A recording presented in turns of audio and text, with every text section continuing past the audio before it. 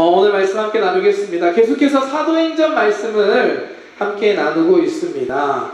안디옥 교회로부터 바울과 바나바는 파송을 받습니다. 파송받아서 제일 먼저 간 곳은 바로 구브로 섬이었습니다. 지도 한번 보여주실래요? 네, 안디옥에서 시작해서 실루기아를 지나서 그 섬이 바로 구브로 섬이었습니다. 지난주에 구브로 섬에서 사역했던 이야기들을 함께 말씀을 나누었는데요. 하나님의 역사가 이루어지는 곳에는 언제나 영적 전쟁이 함께 있습니다. 바울과 바나바가 이 바보라는 곳에서 열심히 복음을 전하려고 하는데 거기에 바예수라고 하는 거짓 선지자가 이 사역을 방해합니다. 하지만 성령 충만한 바울이 성령으로 충만하여서 이 영적인 전쟁에서 승리하게 되고 그곳에서 그 서기오 바울이라고 하는 이름이 비슷한 사람이 많아 헷갈립니다. 서기오 바울이라는 총리가 하나님의 말씀을 듣게 되고 믿게 되는 역사가 있게 됩니다. 지난주에 함께 나눴던 말씀이었는데요. 영적인 전쟁은 사도 바울, 바나바, 성경 안에만 있는 게 아니라 오늘 이 자리 가운데도 있음을 믿습니다. 아멘. 우리에게 관계없는 것이 아니라 우리에게 당면한 이야기입니다. 왜냐하면 여러분들이 하나님의 사람이기 때문에 하나님께서 여러분들을 통해 일하실 것이기 때문에 사단 마귀는 여러분들을 넘어뜨리려고 하고 여러분들을 낙심시키려고 합니다. 우리가 영적인 전쟁에서 승리하는 귀한 청년들 되시기를 축복합니다. 아멘. 지난주 한 주간 승리하셨습니까? 승리하셨나요, 여러분? 십자가 보혈을 의지하고서 다시 시작할 수 있고, 그러니까 승리할 수 있음을 믿고 나아가는 저와 여러분 되시기를 축복합니다. 오늘 말씀은 이 바보에서의 사역을 마치고 바울과 바나바의 이어지는 선교의 이야기입니다. 함께 말씀 13절 14절 함께 보겠습니다. 바울과 및 동행하는 사람들이 바보에서 배 타고 밤빌리아에 있는 버가에 이르니 요한은 그들에게서 떠나 예루살렘으로 돌아가고 그들은 버가에서 더 나아가 비시디아 안디옥에 이르러 안식일에 회당에 들어가 앉으니라. 오늘 말씀 보면 이제 바보에서의 사건, 그곳에서 영적 전쟁을 통해서 이제 바울이 이 선교팀의 리더로 자리매김한 게 보입니다. 바울과 및 동행하는 사람들이라고 시작합니다. 바울과 함께하는 사람들은 이제 바보에서 배를 타고 지금의 터키 땅 소아시아라고 하는 지역으로 이동을 합니다. 거기에서 밤빌리아에 있는 버가를 지나 비시디아의 안디옥까지 이르게 됩니다. 지도 한 번 더 보여주실래요? 네. 수백 킬로가 되는 거리더라고요. 보니까 저런 거리를 향해 지금 가고 있습니다. 이 과정에 마가 요한이 예루살렘으로 돌아가게 됩니다. 마가 요한이 왜 예루살렘으로 돌아갔는지에 대한 이유는 성경에 따로 기록되어 있지 않아요. 그래서 우리는 정확한 이유는 알 수 없지만 어쨌든 바울의 선교팀에 이탈자가 생긴 것입니다. 우리가 하나님의 일을 하다 보면 외부로부터의 영적인 공격도 우리 힘들게 할 때가 있지만 사실 더 힘든 게 우리 안에 문제인 것 같습니다. 낙심하고 떠나가는 사람이 생기면 그것만큼 힘들 일이 또 없습니다. 하지만 바울과 바나바는 이런 어려운 상황에서도 계속해서 선교의 길을 이어서 나갑니다. 왜냐? 성령님이 보내신 사명이 있는 길이기 때문에 어려운 일이 있지만 낙심되는 일이 있지만 바울과 바나바는 낙심하지 않고 한 걸음 더 그 길을 걸어갑니다. 저와 여러분들에게 이와 같은 모습이 있으시기를 주님의 이름으로 축복합니다. 하나님의 일을 할 때, 선한 일을 할 때, 착한 일을 할 때, 마음으로 결단해서 새로운 일을 시작할 때 낙심되는 일이 있을 수 있습니다. 하지만 그 일 가운데 정말 이 길이 하나님이 보내신 길이고 선한 길이고 바른 길이 맞다면 끝까지 포기하지 않는 저와 여러분들 되시기를 주님의 이름으로 축복합니다. 낙심되는 일이 있을지라도 주님 바라보고 낙심하지 않고 포기하지 않는 귀한 청년들 되시길 축복합니다. 제가 이 부분을 이렇게 강하게 얘기하는 이유는 사실 지난주에 우리 청년부 금요일 토요일에 오랜만에 기도원 가서 우리 리더들과 함께 리더 수련회를 하려고 했습니다. 수련회를 위해서 기도도 하고 리더들과 함께 좋은 시간을 가지려고 계획하고 준비했는데 아시다시피 지난주부터 코로나가 다시 5,000명, 8,000명, 어제는 9,700명까지 지금 늘어나면서 계획을 수정할 수밖에 없었습니다. 정말 우리 회장단이 열심히 준비해줬거든요. 계획이 너무 좋았고 저도 기대되는 마음이 있었는데 결국에는 할 수 없었습니다. 이와 같이 우리가 뭔가를 계획하고 하나님의 일을 하려고 할 때 할 수 없는 상황이 올 때가 있습니다. 낙심되는 순간이 올 수 있습니다. 상황 때문이죠. 나의 연약함이든 그런 일이 닥쳤을 때 주님을 바라보고 끝까지 포기하지 않는 저와 여러분들 되시기를 축복합니다. 갈라디아서 6장 9절은 우리에게 이렇게 말씀합니다. 우리가 선을 행하되 낙심하지 말지니 포기하지 아니하면 때가 이르면 거두리라. 아멘. 하나님께서 여러분들의 수고와 그 모든 헌신과 노력을 알고 계십니다. 하나님의 때가 되면 하나님께서 귀한 열매로 거두게 하실 줄 믿습니다. 아멘. 옆에 있는 분들과 이렇게 인사할까요? 낙심하지 맙시다. 한 번 더 인사할 때 포기하지 맙시다. 네, 하나님께서 선하게 이루실 줄 믿습니다. 비시디아 안디옥에 도착한 바울과 바나바는 안식일날 회당에 들어갑니다. 회당에 들어간 이유는 그곳에서 복음을 전하기 위해서였습니다. 바울의 기본적인 선교 방법은 새로운 곳에 가면 그곳에 있는 회당에 들어가는 거였습니다. 구부로 섬에서도 이 회당 중심으로 복음을 전했고 오늘 이곳 비시디아 안디옥에 와서도 안식일에 회당을 찾아서 들어갑니다. 회당이 뭐냐? 회당은 헬라어로 시나고그라고 하는 단어입니다. 이 단어의 뜻은 함께 모이다 라는 뜻을 갖고 있습니다.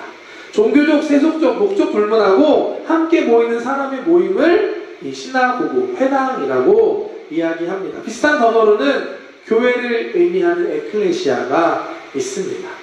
단어만 비슷한 게 아니라 모양도 비슷합니다. 회당 이미지 한번 보여주실래요? 네.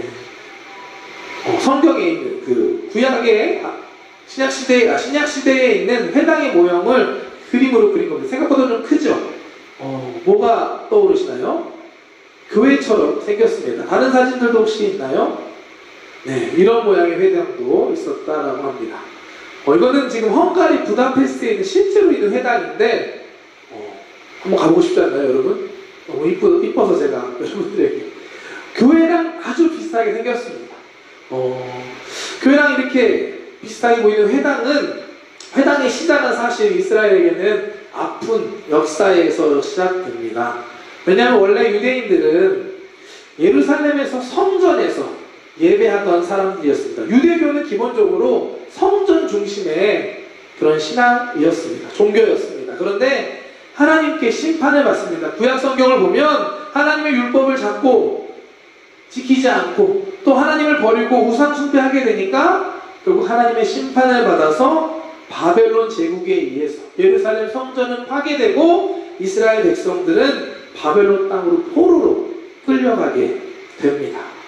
이때부터 유대인들의 디아스포라 역사가 시작됐다라고 하는데요. 디아스포라는 흩어짐, 분산을 의미하는 단어입니다. 이스라엘 백성이 이제 자신들의 땅과 나라를 잃어버리고 세계에 흩어지게 됐다는 의미입니다. 이 흩어진 디아스포라 유대인들이 흩어진 곳에서 함께 모이기 시작하고 함께 모여서 예배하기 시작하면서 생겨진 것이 바로 이 회당이라는 곳이었습니다. 그렇기 때문에 회당에서는 예루살렘 성경과 같은 그 동물로 드리는 제사를 드리지는 않았고요. 대신 하나님의 말씀, 율법과 선지자들의 글을 함께 읽고 그 말씀에 대해서 랍비들, 선생님들이 나와서 해석하고 가르쳐주고 교육하는 말씀과 교육 중심이 그런 예배가 드려졌습니다. 지금 우리가 드리는 예배랑 아주 유사합니다. 이름도 비슷하고 모양도 비슷하고 또 드리는 예배의 모습도 아주 비슷했습니다. 어쨌든 이 회당이라는 곳이 사도 바울에게는 복음을 전하기에 아주 좋은 곳이었습니다. 왜냐하면 기본적으로 하나님에 대한 믿음이 있는 또 말씀에 대한 이해가 있는 사람들이 정기적으로 모이는 곳이기 때문에 또 그 당시에 정해진 사람뿐만이 아니라 다양한 사람들이 말할 수 있었습니다. 그곳에 가서 하나님의 말씀 안에 예언된 예수 그리스도 복음을 전하는 건 아주 쉽고 좋은 방법이 되었습니다. 그렇기 때문에 오늘 말씀에서도 비시디아 안디옥에 도착한 바울은 안식일에 이 회당을 찾아갑니다. 이 회당의 예배를 참석하고 그곳의 회당장으로부터 함께 말씀을 나눌 수 있는 기회를 바울은 얻게 됩니다. 15절 16절 말씀 함께 보겠습니다. 율법과 선지자의 글을 읽은 후에 회당장들이 사람을 보내어 물어 이르되 형제들아 만일 백성을 권할 말이 있거든 말하라 하니 바울이 일어나 손짓하며 말하되 이스라엘 사람들과 및 하나님을 경외하는 사람들아 들으라. 아멘. 바울은 일어나서 사람들에게 말씀을 전하기 시작합니다. 기회가 왔을 때 바울처럼 복음을 전할 수 있는 저와 여러분들 되시기를 축복합니다. 바울은 여기에서 사도행전에 나온 바울의 가장 긴 설교가 이어집니다. 사도행전에는 설교들이 많이 들어있습니다. 2장에 보면 베드로 사도가 오순절날 성령 받은 다음에 예루살렘 성전에서 사람들에게 복음을 전한 설교가 있고요. 사도행전 7장에 또 스데반 집사님이 순교하기 전에 공회 앞에서 담대하게 목숨을 걸고 전한 설교 말씀도 있습니다. 우리는 사도행전의 이와 같은 설교들을 통해서 우리가 믿는 복음, 우리의 믿음, 그 처음의 시작이 어떠했는지, 어떻게 전해졌는지를 우리는 볼 수가 있습니다. 오늘도 함께 사도 바울의 설교 내용을 통해서 우리가 믿는 복음의 처음이 어떠했는지 함께 살펴보고자 합니다. 먼저 사도 바울은 이스라엘의 역사로부터 말씀을 시작합니다. 유대인들이 모여있는 곳이니까요. 그들의 역사로 시작을 합니다. 17절부터 이스라엘 역사 속에 일하신 하나님의 구원에 대해서 말하기 시작합니다. 17절부터 19절 말씀 함께 보겠습니다. 이 이스라엘 백성의 하나님이 우리 조상들을 택하시고 애굽 땅에서 나그네된 그 백성을 높여 큰 권능으로 인도하여 내사 광야에서 약 40년간 그들의 소행을 참으시고 가나안 땅 7족속을 멸하사 그 땅을 기업으로 주시기까지 약 450년이라. 창세기부터 출애굽기, 레위기, 민수기, 신명기, 성경이 시작이 되는 모세오경의 스토리입니다. 이스라엘 조상 아브라함을 부르시고 또 출애굽과 광야 생활을 인도하시고 가나안 땅을 정복하게 하시고 이어서 사무엘 선지자의 사사시대까지 사울 왕을 세우고 다윗 왕까지 이어지는 이스라엘의 역사를 쭉 훑기 시작합니다. 여기에서 사도 바울의 설교의 핵심 포인트가 하나 있는데요. 그거는 이 모든 역사의 주관자가 하나님이시라는 사실입니다. 말씀을 잘 보면 주어가 하나님이라는 걸 우리는 발견할 수 있습니다. 이스라엘 역사는 이 이스라엘 백성의 하나님, 야훼 하나님께서 택하시고 또 구원하시고 인도하신, 승리하게 하신 하나님의 역사였습니다. 이 하나님의 역사는 오늘 말씀 보면 다윗 왕의 후손으로 이 땅에 오신 예수님으로 이어지게 되고 예수님으로 성취가 되게 됩니다. 22절과 23절 말씀 함께 보겠습니다. 다윗을 왕으로 세우시고 증언하여 이르시되 내가 이새의 아들 다윗을 만나니 내 마음에 맞는 사람이라 내 뜻을 다 이루리라 하시더니 하나님이 약속하신 대로 이 사람의 후손에서 이스라엘을 위하여 구주를 세우셨으니 곧 예수라. 이스라엘의 역사부터 시작해서 예수님까지 사도 바울은 설교를 이어갑니다.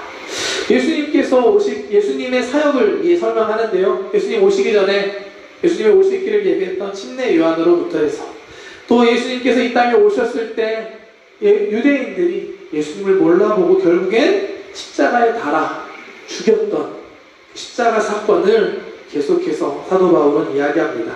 말씀 계속 보겠습니다. 26절부터 28절까지 말씀. 형제들아, 아브라함의 후손과 너희 중 하나님을 경외하는 사람들아, 이 구원의 말씀을 우리에게 보내셨거늘 예루살렘에 사는 자들과 그들 관리인들이 예수와 및 안식일마다 외우는 바 선지자들의 말을 알지 못함으로 예수를 정죄하여 선지자들의 말을 응하게 하였도다. 죽일 죄를 하나도 찾지 못하였으나 빌라도에게 죽여 달라 하였으니. 회당에 있는 사람들은 율법에 대해서, 선지자의 말씀들에 대해서 잘 알고 있던 사람들이었습니다. 이미 선지자들이 예언한 예수님에 대한, 메시아에 대한 말씀들이 있음을 알고 있었기 때문에 사도 바울은 그 말씀들을 가지고 예수님의 이야기를 이어갑니다. 유대인들이 하나님께서 구원을 위해 예수님을 이 땅에 보내주셨지만 그걸 모르고 그 예수님을 거부하고 십자가에 죽였다라고 이야기합니다. 하지만 바울은 이 모든 것이 결국에는 하나님의 뜻 안에서 이루어진 것이고, 예수님의 죽음은 십자가의 죽음에서 끝난 게 아니라 하나님께서 이 예수님을 다시 살리셨다라는 부활을 말씀합니다. 29절부터 32절까지 말씀 보겠습니다. 성경에 그를 가리켜 기록한 말씀을 다 응하게 한 것이라. 후에 나무에서 내려다가 무덤에 두었으나 하나님이 죽은 자 가운데서 그를 살리신지라. 갈릴리로부터 예루살렘에 함께 올라간 사람들에게 여러 날 보이셨으니 그들이 이제 백성 앞에서 그의 증인이라. 우리도 조상들에게 주신 약속을 너희에게 전파하니. 십자가에서 죽으신 예수님을 하나님께서 다시 살리셨고, 예수님의 제자들, 사도들, 또 우리가 그 예수님의 부활의 증인들이라고 사도 바울은 고백하고 증거하고 있습니다. 오늘 말씀을 통해 본 사도 바울 설교의 핵심은 하나님의 구원이 예수 그리스도를 통해 이루어졌고, 예수님께서 우리를 위해 십자가에서 죽으셨고 부활하셨다는 기본적인 진리였고 복음이었습니다. 또 이 사실을 믿음으로 우리가 죄사함을 입었고 의롭게 되었다라고 말씀합니다. 38절 39절 마지막으로 한 번 더 보겠습니다. 그러므로 형제들아, 너희가 알 것은 이 사람을 힘입어 죄사함을 너희에게 전하는 이것이며, 또 모세의 율법으로 너희가 의롭다 하심을 얻지 못하던 모든 일에도 이 사람을 힘입어 믿는 자마다 의롭다 하심을 얻는 이것이라. 네. 예수님을 믿는 자마다 이 믿음으로 힘입어 의롭다 하심을 얻게 되었다 라고 사도 바울은 설교 가운데 말하고 있습니다. 사도 바울의 설교, 2000년 전에 비시디아 안디옥에서 전한 메시지, 우리가 믿는 복음과 동일합니다. 예수님의 복음은 변하지 않는 진리입니다. 2000년을 지난 시간을 통해서도 변하지 않고 또 우리에게도 동일하게 적용되는 말씀이고, 오늘 이 시간 예배하는 저와 여러분들에게도 하나님께서 주시는 말씀인 줄 믿습니다. 요즘 뉴스를 보면 참 혼란스럽고 정말 놀라운 일들이 계속 이루어지고 있습니다. 이런 상황에서 우리가 붙들어야 될 진리는 변하지 않는 우리에게 주신 하나님의 구원, 예수님을 통해 우리를 구원하신 하나님의 은혜와 그 사랑인 줄 믿습니다. 오늘 예배하는 저와 여러분들이 붙들어야 할 것이 무엇입니까? 오직 예수 그리스도인 줄 믿습니다. 하나님께서는 이 예수님을 통해 저와 여러분들을 구원해 주셨습니다. 예수님께서 십자가에서 죽으시고 부활하심으로 우리의 구원의 길을 열어주셨습니다. 사실을 믿음으로 우리는 죄사함을 받고 구원받은 것입니다. 이게 우리가 믿는 복음이고, 우리가 이 복음을 믿고 살아가는 귀한 청년들 되시기를 주님의 이름으로 축복합니다. 사도 바울이 이와 같은 복음을, 예수 그리스도의 복음을 전할 수 있었던 이유는 그가 예수님을 만난 사람이었기 때문입니다. 사도 바울은 예수님을 만남을 통하여 인생이 변화됐던 사람들이었습니다. 오늘 예배하는 저와 여러분들에게 예수님을 만나는 은혜가 있기를 원하고, 오늘 이 시간 예수님을 만남을 통하여 새롭게 회복되고 변화되는 저와 여러분들 되시기를 주님의 이름으로 축복합니다.